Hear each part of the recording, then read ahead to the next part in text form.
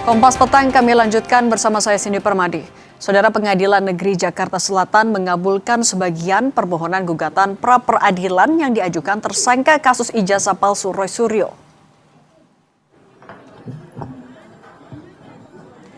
Hakim Tunggal menyatakan tindakan penangkapan, penahanan hingga penggeledahan rumah yang dilakukan oleh penyidik Polda Metro Jaya adalah tidak sah dan melawan hukum. Dalam pertimbangannya, Hakim menilai serangkaian upaya paksa yang dilakukan penyidik Polda Metro Jaya pada 19 Juni 2026 telah melanggar ketentuan KUHAP. Selain itu, tindakan penggeledahan rumah Roy Suryo yang terbukti dilakukan tanpa mengantongi izin resmi dari Ketua Pengadilan Negeri setempat. Namun, putusan pra-peradilan ini tidak menggugurkan status hukum Roy Suryo sebagai tersangka kasus dugaan fitnah ijazah palsu mantan Presiden Joko Widodo. Atas putusannya, insya Allah masih ada. 1. Mengabulkan permohonan pra-peradilan pemohon untuk sebagian. 2. Menyatakan penggeledahan yang dilakukan termohon terhadap pemohon berdasarkan surat perintah penggeledahan rumah dan tempat tertutup lainnya nomor SP Rumah TAP 373-6 Romawi Res .124-2026 Ditreskrimum Polda Metro Jaya tanggal 18 Juni 2026 adalah tidak sah. 3. Menyatakan penangkapan yang dilakukan oleh termohon terhadap pemohon berdasarkan surat perintah penangkapan nomor SP Kap 7036 Res 1.14/2026 Ditreskrimum Polda Metro Jaya tanggal 19 Juni 2026 adalah tidak sah. 4. Menyatakan penahanan terhadap pemohon berdasarkan surat perintah penahanan nomor SP Han 458-6 Romawi Res 1.14/2026 Ditreskrimum Polda Metro Jaya tanggal 19 Juni 2026 adalah tidak sah. Merespons putusan ini, Roy Suryo menyatakan apresiasinya terhadap objektivitas hakim. Sementara itu, Roy Suryo akan tetap bersiap menghadapi sidang pra-peradilan kedua yang dijadwalkan bergulir Jumat ini, khusus untuk menguji keabsahan penetapan status tersangka dalam jeratan Undang-Undang ITE. Pra-peradilan kedua ini tetap dilakukan karena putusan kemenangan pra-peradilan pertama hanya membatalkan penangkapan, penahanan, dan penggeledahan rumah, tetapi belum menggugurkan status hukumnya sebagai tersangka.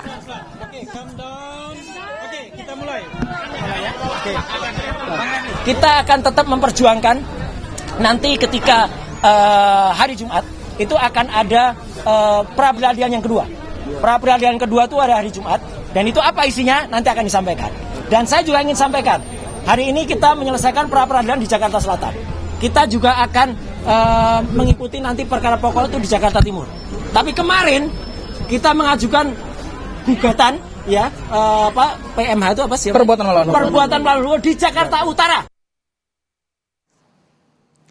Sementara itu, Presiden ke-7 RI Joko Widodo kembali menegaskan akan hadir ke persidangan kasus tudingan ijazah palsu dengan terdakwa Dr. Tifa. Jokowi akan membawa seluruh ijazah yang dimiliki, mulai dari SD hingga perguruan tinggi. Jokowi memastikan kehadiran di persidangan apabila sudah ada panggilan dari majelis hakim. Kalau saya diundang oleh Yang Mulia Majelis Hakim untuk hadir di forum persidangan, ya saya akan hadir. Dan sesuai yang saya sampaikan yang lalu, saya akan membawa dan menunjukkan ijazah dari SD, SMP, SMA, dan S1 yang saya miliki. Baik untuk persidangan Roy Suryo dan Tifa ya Pak? Ya mestinya seperti itu.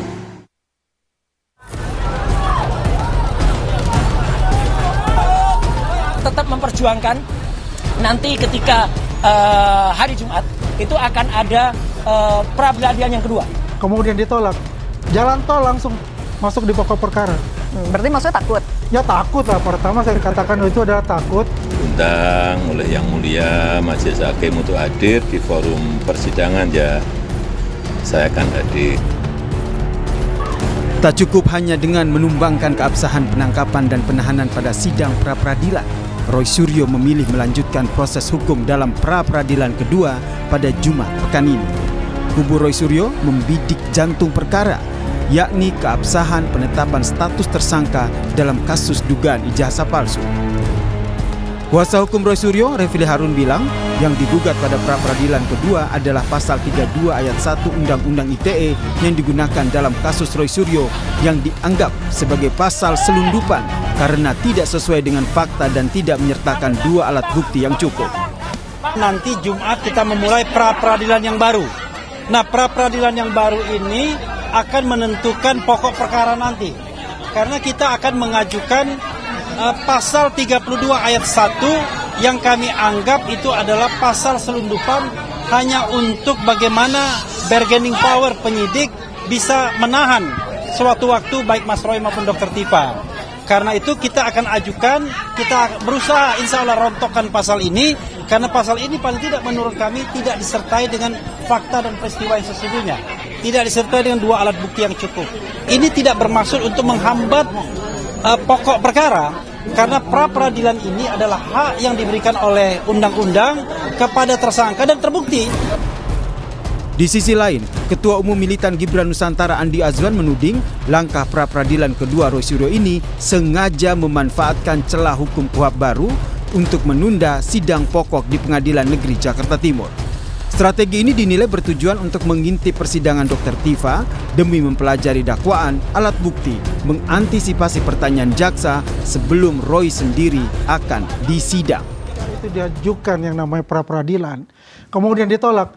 Jalan tol langsung masuk di pokok perkara. Berarti maksudnya takut? Ya takut lah, pertama saya katakan itu adalah takut ya, karena mereka mencari celah dengan KUHP baru. Ya, strateginya begini ya, ketika Tifa tidak mengajukan yang namanya RJ, itu kan langsung ke pokok perkara. Sedangkan Roy Suryo mengajukan itu, karena dia ingin mengintip apa sih yang akan dipertanyakan oleh JPU kepada terdakwa. Kemungkinan kalau itu tidak bisa dijawab oleh terdakwa ataupun dari penasihat hukum, ini akan dia tambal sulam. Persidangan untuk pokok perkara kasus utama tudingan ijazah palsu dengan tersangka Roy Suryo pun ditangguhkan sementara, menunggu hasil penyelesaian rangkaian proses pra-peradilan. Di sisi lain, Presiden ke-7 RI Joko Widodo selaku saksi korban menyatakan siap hadir langsung di persidangan utama untuk menunjukkan ijazahnya di muka persidangan jika diminta hakim. Tim Liputan, Kompas TV. Dari Pengadilan Negeri Jakarta Selatan ada jurnalis Kompas TV Zefanya Situmeang dan juru kamera Jenivan Prapta. Zefanya, selamat petang. Jadi setelah PN Jaksel memutuskan mengabulkan sebagian permohonan atau gugatan dari Roy Suryo, apa langkah hukum selanjutnya?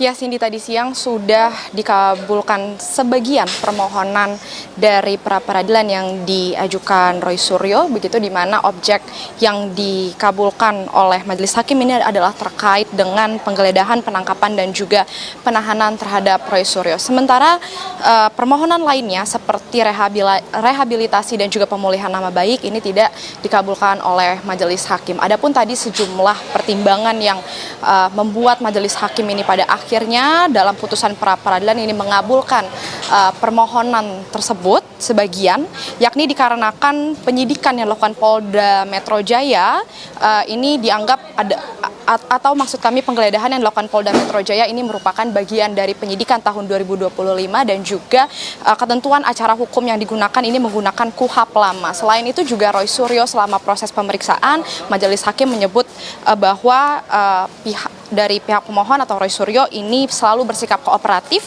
dan juga menurut hakim tindakan penggeledahan yang dilakukan Polda Metro Jaya ini dianggap cacat formil. Selain itu juga hakim ini juga menyebut bahwa Roy Suryo ini selalu mematuhi syarat wajib lapor selama ia menjadi tersangka dan juga hal tersebut juga dianggap hakim tindakan penahanan terhadap Roy Suryo yang dilakukan oleh Polda Metro Jaya ini pada akhirnya dianggap tidak sah. Tapi tadi hakim ini juga menekankan bahwa putusan putusan yang dibacakan tadi ini tidak membuat berkas penyidikan Roy Suryo ini menjadi tidak sah. Jadi masih dapat tetap berjalan. Tapi Roy Suryo ini masih akan mengajukan pra-peradilan yang kedua, Cindy dan juga saudara, yakni dengan fokus terkait dengan penetapan statusnya sebagai tersangka. Yang dimana nanti ini akan digelar pada Jumat mendatang tanggal 10 Juli 2026. Apa yang menjadi alasan ia pada akhirnya mengajukan pra-peradilan kedua lagi, karena itu tadi masih mencari keadilan terkait statusnya sebagai tersangka ini yang nanti akan kita tunggu bagaimana hasil dari sidang putusan Majelis Hakim terkait pra peradilan yang diajukan kedua oleh Roy Suryo. Cindy. Terima kasih jurnalis Kompas TV Zevanya Situmeang dan juru kamera Jenifan Prapta dari PN Jakarta Selatan.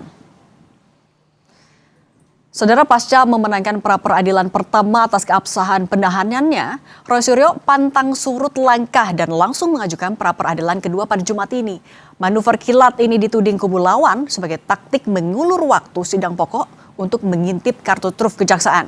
Benarkah demikian? Kita bahas bersama Ketum Jokma Nusantara Bersatu Andi Azwan dan pengacara Roy Suryo Abdul Ghafur Sangaji. Selamat petang Bapak-bapak semuanya.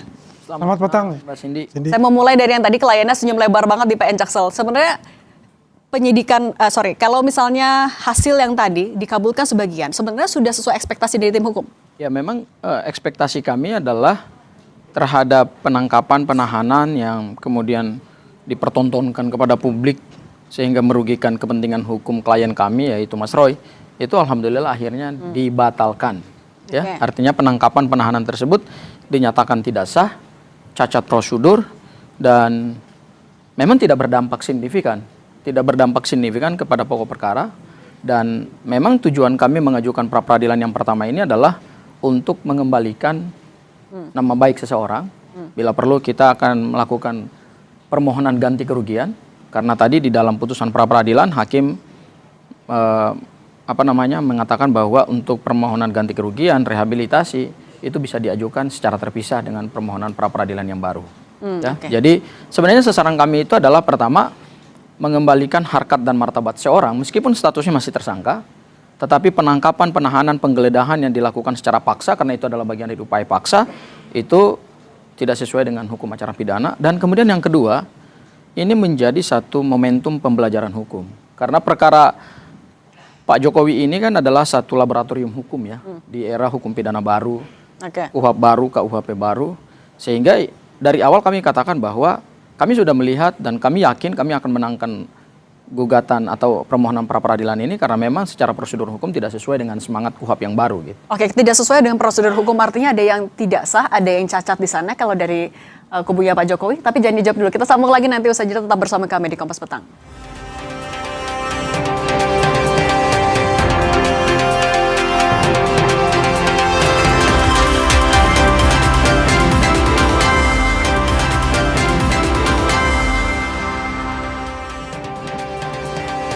Kami lanjutkan dialognya, Bung Andi. Kalau prapit pertama dikabulkan sebagian, berarti Anda masih yakin kalau prapit kedua cuma sebatas untuk ngulur-ngulur waktu doang?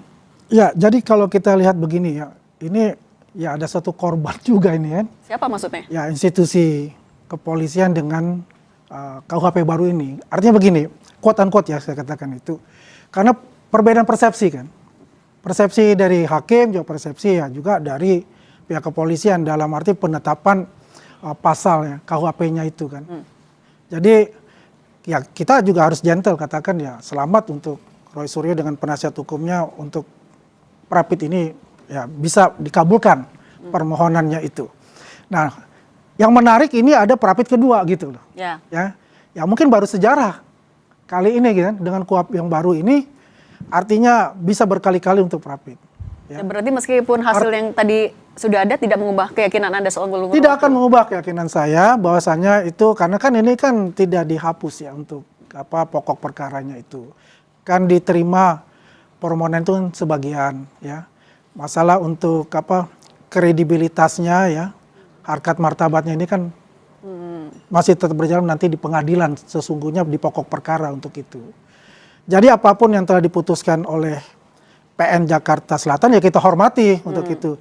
Walaupun itu ya tidak bersinggungan langsung dengan pokok perkara yang dihadapi oleh Pak Jokowi ya sebagai korban di PN Jakarta Timur dan nanti saudara Tifa sebagai terdakwa. Dan kita masih menunggu karena ada prapit yang kedua oleh pihak Roy Suryo itu berarti kan selesai prapit baru bisa masuk ke pokok perkara lagi kan.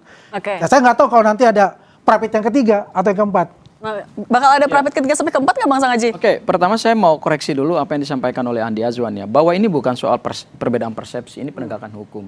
Hakim telah memeriksa alat bukti, baik saksi, ahli, kemudian bukti surat. Nah, asasnya kan adalah asas res judicata pro varite habetur. bahwa putusan hakim itu harus dianggap benar sepanjang tidak dibatalkan. Dan kemudian berdasarkan KUHP, putusan pra peradilan itu tidak bisa dilakukan upaya hukum, banding maupun kasasi. Jadi artinya dia final and binding. Jadi kalau dikatakan ini persepsi, ini perbedaan persepsi, tidak. Karena justru pra peradilan itu untuk menguji kewenangan penyidik dalam melakukan upaya paksa, penangkapan, penahanan, dan penggeledahan, dan berdasarkan proses pembuktian, hakim meyakini bahwa penangkapan, penahanan yang kemudian diglorifikasikan dan kemudian dibesar-besarkan oleh juga pendukung Pak Jokowi itu, ya itu sesuatu yang tidak sah secara hukum. Tapi untuk case close ya. Oke, tapi yang pra-pit kedua itu berarti? Hal yang kedua adalah soal pra peradilan yang kedua. Ingat, pra peradilan ini diajukan dan saya kira mungkin ini adalah pra peradilan perdana ya. Di era KUHP baru yang berlaku sejak tanggal 2 Januari 2026. Kalau kita baca ketentuan dari pasal 158 sampai pasal 164 KUHP yang baru, yang ada adalah pra peradilan itu tidak ada pembatasan berapa kali mau diajukan. Sepanjang objektum litisnya sama, tidak sama. Ya, sepanjang objektum litisnya tidak sama, sehingga ketika objektum litisnya sama, maka permohonan itu bisa dikatakan nebis in idem. Misalnya contoh, kami mengajukan yang kedua ini justru berkaitan dengan pokok perkara. Ya, kalau yang pertama, yang hari ini sudah putusannya dan alhamdulillah sudah dikabulkan, ya meskipun cuma dikabulkan sebagian, tetapi inti daripada pengabulan itu adalah yang dilakukan Polda itu sudah melanggar hukum. Ya, kami ingin masuk kepada pokok perkara yang kedua. Yang kedua ini adalah kami ingin menguji alat bukti yang dimiliki oleh Polda terkait dengan penetapan tersangka. Pasal 32 Undang-Undang ITE karena ancaman pidananya berat. Ini yang kemudian kemarin kami melihat pasal ini sengaja disusupkan supaya ada proses penangkapan dan penahanan, dan alhamdulillah itu penangkapan penahanan dibatalkan oleh Hakim Tunggal pra peradilan. Bang Sangaji, kalau misalnya di KUHP baru memang tidak dibatasi jumlah pra peradilannya, apakah berarti menjawab kekhawatiran atau tudingan dari kubu sebelah? Jangan-jangan emang lagi mengulur waktu? Ya saya kira ini mungkin mereka tidak pernah menyangka bahwa kami akan mengambil strategi untuk melakukan pra peradilan itu justru di langkah terakhir setelah berkas perkara dinyatakan P21 dan jaksa sudah melakukan pelimpahan berkas ke pengadilan, di menit-menit akhir atau di staging terakhir itu kami lakukan pra peradilan. Kenapa? Karena itu adalah bagian dari strategi hukum. Dan strategi itu adalah sah karena memang diberikan oleh undang-undang. Kalaupun ini dianggap mengulur waktu, ya mengulur waktunya di mana? Ini kan cuma persepsi dan kekhawatiran mereka. Karena kenapa? Pasal 163, ini kita berdasarkan kaidah hukum ya. Saya berdasarkan kaidah hukum dan semua proses pembuktian kami di peradilan pra peradilan itu tidak berdasarkan asumsi, tetapi berdasarkan kaidah hukum. Norma pasal 163 ayat 1 huruf E mengatakan bahwa terhadap permohonan pra peradilan, mau yang pertama, mau yang kedua, mungkin yang ketiga, keempat dan seterusnya, sepanjang objektum litisnya tidak sama, maka pokok perkara harus ditunda. Dan itu dihargai oleh Pengadilan Negeri Jakarta Timur. Makanya kemudian Pengadilan Negeri Jakarta Timur sampai hari ini tidak mengeluarkan jadwal persidangan untuk Mas Roy karena mereka memahami benar konsekuensi hukum daripada diterapkannya pasal 163 ayat 1 sebenarnya Bang Sangaji, berarti gimana Bang Andi merasa ya, kalau saya sama? Mewakili masyarakat untuk melihat ini ya. Sebetulnya kalau yang pertama kita bisa mengerti untuk itu. Tapi kalau yang kedua diajukan pra peradilan mengenai statusnya sebagai tersangka, kenapa tidak dilakukan pada bulan November kemarin? Waktu beliau mendapatkan status tersangka. Strategi hukum tadi bilangnya juga sebenarnya. Nah, kita lihat dulu ini. Makanya kan saya bilang tadi kan, memanfaatkan celah-celah yang ada di KUHP yang baru itu. Bisa berkali-kali. Kalau kita lihat sebelum berlakunya Undang-Undang Nomor 20 2025 tanggal 2 Januari itu, kalau kita lihat, kalau kita pakai pasal, katakanlah Undang-Undang Nomor 8 tahun 81, ya, mereka sudah pasti masuk untuk itu. Karena pokok perkaranya sudah jalan. Itu pasti gugur. Ya, secara automatically kalau dikatakan untuk pra-pitnya itu, ya.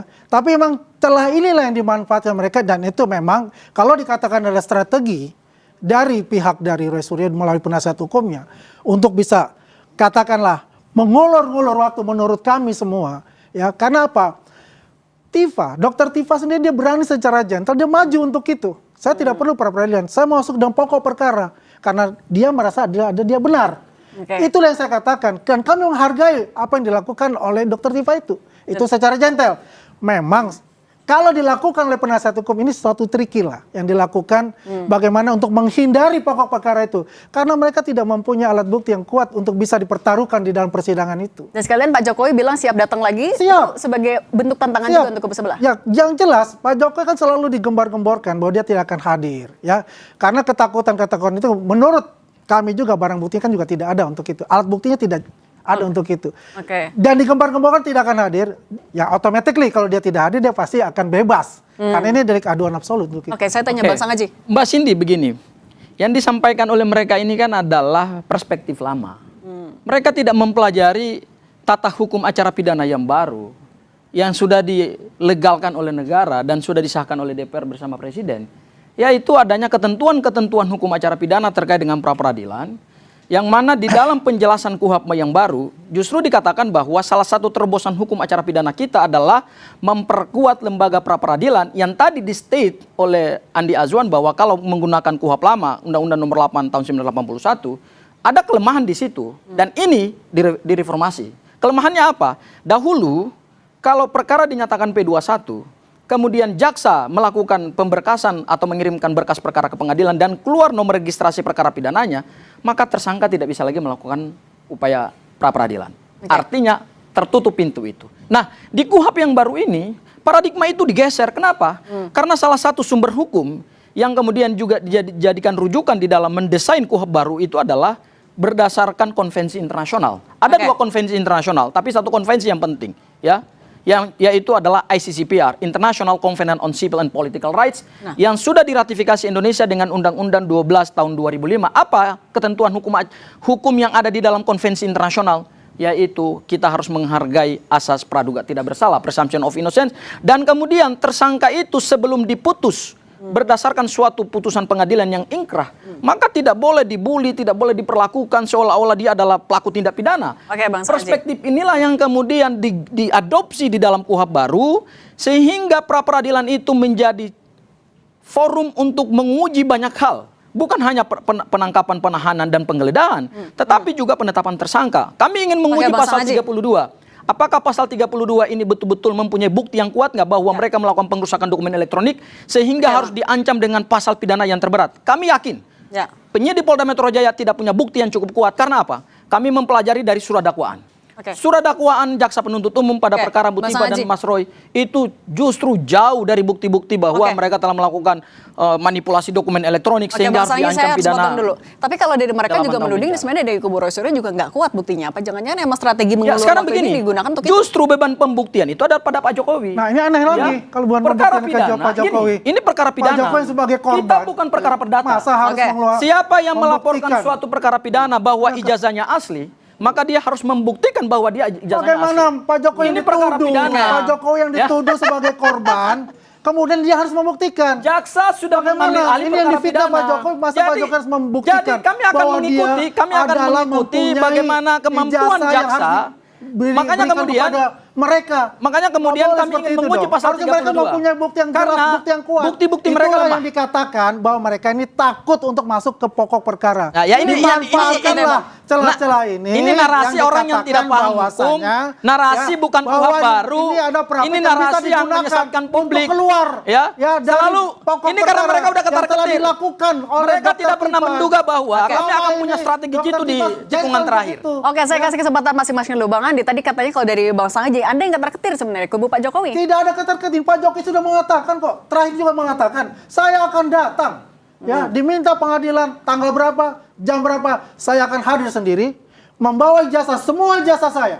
SD, SMP, SMA, dan S1-nya UGM itu. Ya, semua barang bukti itu kan sudah jelas. Termasuk UGM pun mengatakan itu asli. Ya, nggak takut untuk masalah itu. Teman-teman yang beliau berkuliah, teman-teman beliau yang waktu menyusun skripsi, semuanya hadir nanti sebagai saksi. Ya, yang kita tunggu itu adalah sidang di pokok perkara. Bukan yang sidang yang sekarang terus pra-peradilan. Sekarang diterima. Nanti dan terus menerus. Kapan akan masuk ke pokok perkara?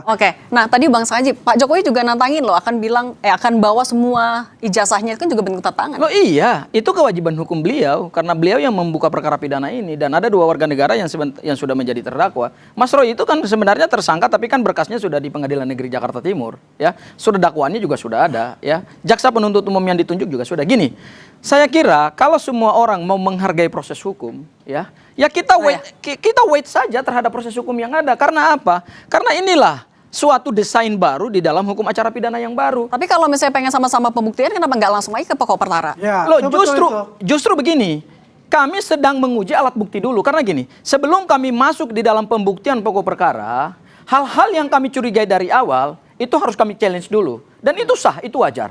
Karena ada forumnya, namanya forum pra-peradilan. Dan forum pra-peradilan itu adalah forum yang legal, forum yang sah.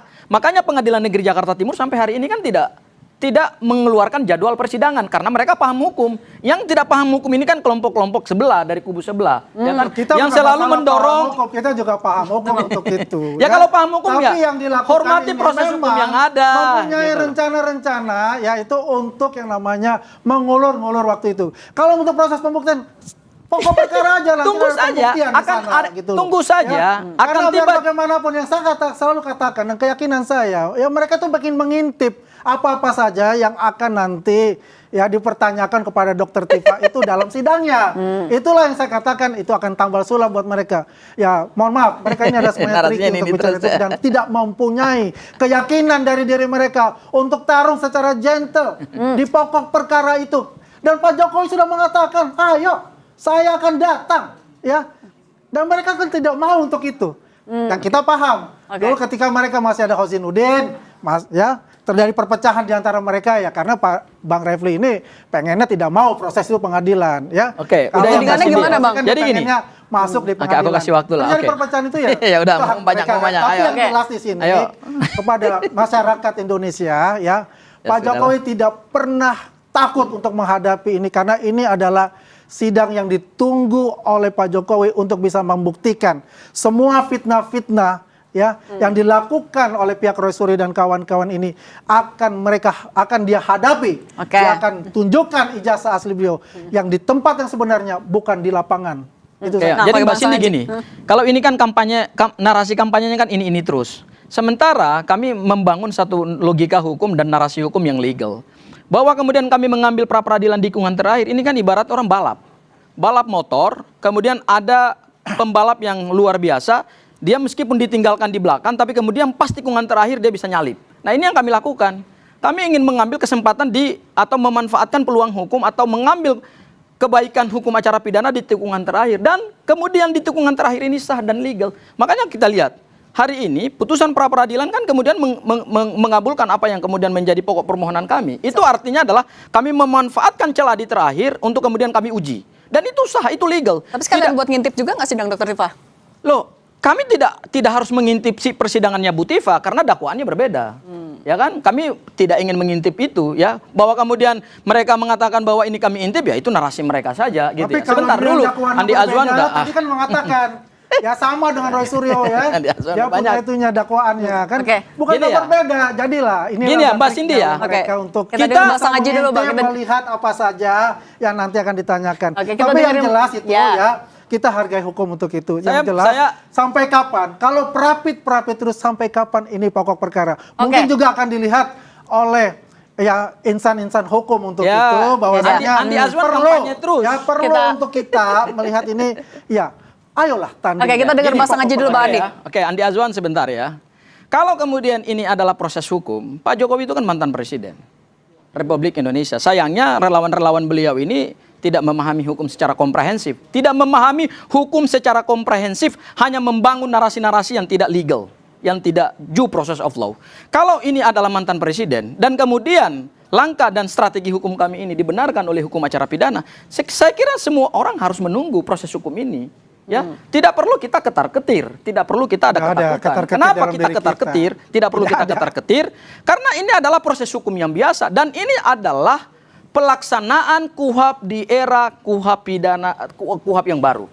Artinya, ini menjadi satu pembelajaran hukum juga buat bangsa Indonesia bahwa dikala kita sudah masuk di era hukum pidana modern, hukum pidana nasional yang jauh lebih humanis itu, ada ruang-ruang hukum yang bisa dimanfaatkan oleh tersangka. Jadi tunggu saja, begitu selesai proses pra-peradilan ini, apakah nanti ada yang kedua, ada yang ketiga, ada yang keempat, tetap akan ada kepastian hukum di ujung, perkara pidana itu akan diperiksa pokok perkaranya. Hanya momentum waktunya, tunggu karena apa? Berdasarkan ketentuan pasal 163, dan itu juga dipahami oleh pihak peradilan. Sehingga tidak ada dari pihak peradilan mengatakan bahwa ini kami mengulur waktu. Tidak pernah, kami diperingatkan oleh pihak jaksa penuntut umum, Karena kewenangan penuntutan itu kan ada di jaksa penuntut umum. Kewenangan mengadili itu ada pada hakim, bukan pada mereka-mereka ini. Jadi saya kira yang ngapain terlalu ketar-ketir, ketakutan gitu. Kita tunggu saja. Bang Andi juga, tapi Pak Jokowi bilang kan bahwa semua ijazahnya dari SD sampai perguruan tinggi itu sebenarnya keinginan dari Pak Jokowi sendiri atau gimana? Keinginan Pak Jokowi. Dan tidak ada kekhawatiran sama sekali. Karena begini, biar tidak ada lagi presiden-presiden selanjutnya yang ingin artinya mengotak-atik semua. Karena ini semua yang berhubungan dengan Pak Jokowi ini sangat seksi untuk sebagai isu. Ya. Tapi di bawah hanya ketika diminta oleh hakim atau dokter Tifa yang mau pun tetap akan dibawa? Tetap akan dibawa oleh beliau. Ya, kalau itu diminta ditunjukkan, dia akan tunjukkan. Tapi semua akan dia bawa. Walaupun dari pokok itunya objek perkaranya adalah ijazah asli beliau. Ya, beliau sudah mempersiapkan itu dan janji beliau kepada masyarakat untuk mempertunjukkan ijazah itu. Biar apa nanti ya? Biar ingkar van Guisde itu. Ya, artinya sudah mengikat, sudah tidak ada lagi orang yang mencoba-coba melakukan hal yang sama untuk itu. Ada lagi satu hal, Mbak Cindy ya. Saya kira kita tetap harus menghormati proses hukum yang sedang kami upayakan dalam pra-peradilan. Pada akhirnya kita akan masuk dalam pokok perkara dan pembuktian itu akan dilakukan secara berimbang. Jadi belum tentu juga dalil-dalil Pak Jokowi bahwa Pak Jokowi lulus kemudian mendapatkan ijazah secara sah itu kan masih bukti-bukti yang belum diuji. Contoh saya ambil hal yang paling sederhana dalam pra-peradilan. Sebelum kami memohonkan pra-peradilan, ya, kubu dari Pak Jokowi mengatakan bahwa enggak, itu udah sah, itu udah legal, itu sesuai dengan hukum acara. Begitu kami lakukan pembuktian dalam persidangan, ya artinya terbalik itu pembuktian hukumnya. Jadi semua bukti-bukti yang dimiliki oleh Pak Jokowi itu juga akan diuji secara cross examination berdasarkan hukum pembuktian dan kita akan buka-bukaan di dalam proses peradilan pidana. Itu makanya cepat aja masuk ke pokok perkara. Hanya menurut saya Anda lagi yang ada namanya pra-peradilan. Ada hukum yang memberikan hak bagi tersangka untuk menggunakan haknya. Kan selama ini juga bahkan sebelum kami melakukan pra-peradilan di ujung atau di tikungan terakhir itu, mereka kan selama ini mengatakan ajukan dong pra-peradilan. Nah, memang kita minta pra-peradilan pada status tersangka itu karena selalu mengatakan kita dikriminalisasi. Tahun lalu kita mau mendorong untuk itu.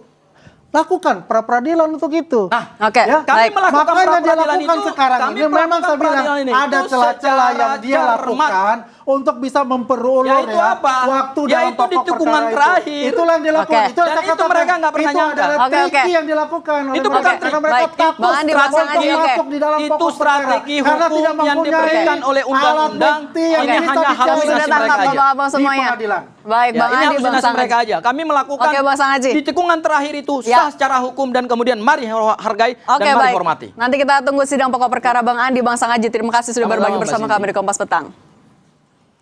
Kami akan kembali dengan informasi prosesi pemakaman Ayatollah Ali Khamenei diiringi